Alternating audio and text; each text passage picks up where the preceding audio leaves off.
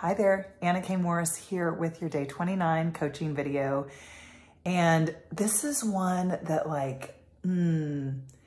have to say, it's so true. It's the number one thing. And I've been seeing it more and more and more because right now I'm raising a 3-year-old and a 1-year-old. And I'll start with a quick story. What happened last night is we stopped by some friend's house. Didn't plan on staying for long, but ended up being there for a little while. And they have a set of 2 stairs that go down into their living room and into their dining room. So from the kitchen area, there are 2 stairs down.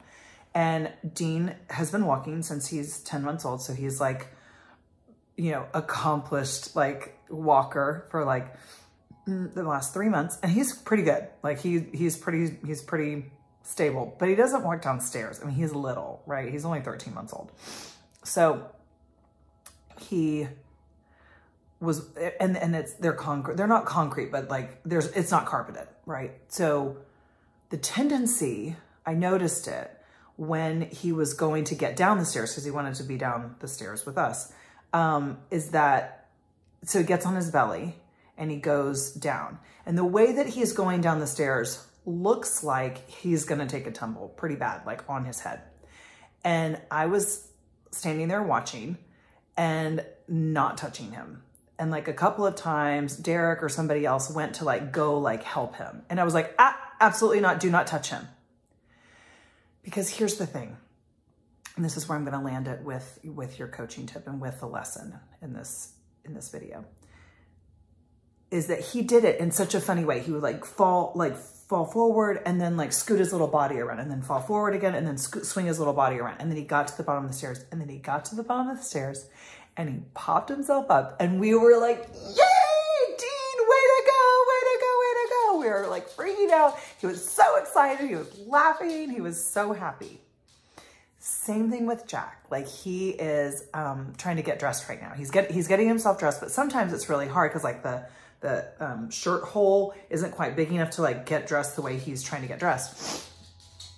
And I won't help him because I know he can figure out how to do it. And I'll just sit there and he'll get so upset and be like, mommy, mommy, mommy, I can't do this. And I'm like, Jack, stop, take a deep breath. What if you can't do it? Let's keep trying. And guys, the satisfaction on his face when he does do it, hang on just a minute. Barney, get out of the trash.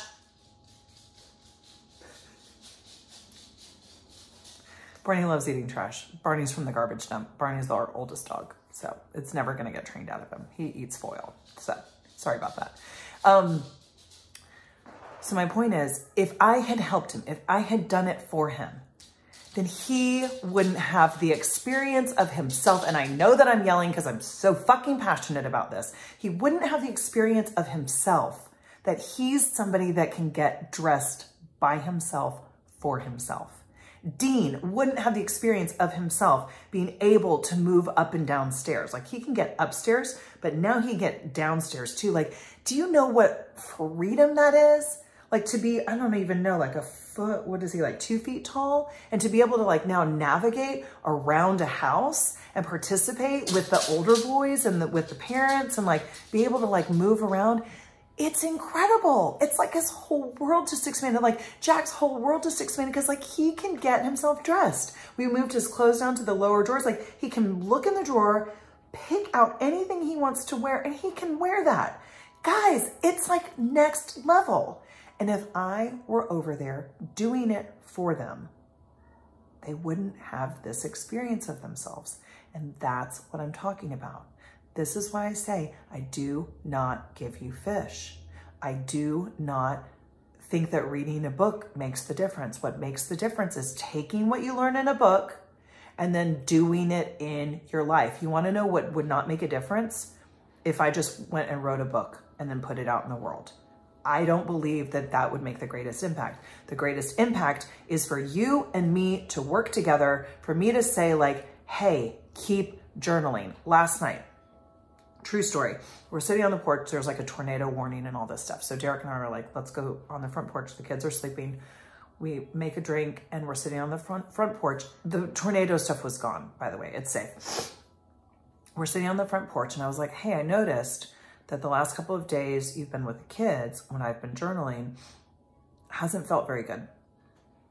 And I just want to check in and find out like what's going on, because you've been journaling and you've been feeling a lot more patient with the boys, and then that didn't happen the last 2 days. And he was like, oh, well, I actually didn't journal the last 2 days. And I was like, oh, okay, well, that makes sense. And he said, and I just like, what's the point? Like, what's the point of the journaling anyway? So this is where it's different having a coach versus just doing it yourself, because Derek had quit. It had been 2 days, but he was on the road to quitting.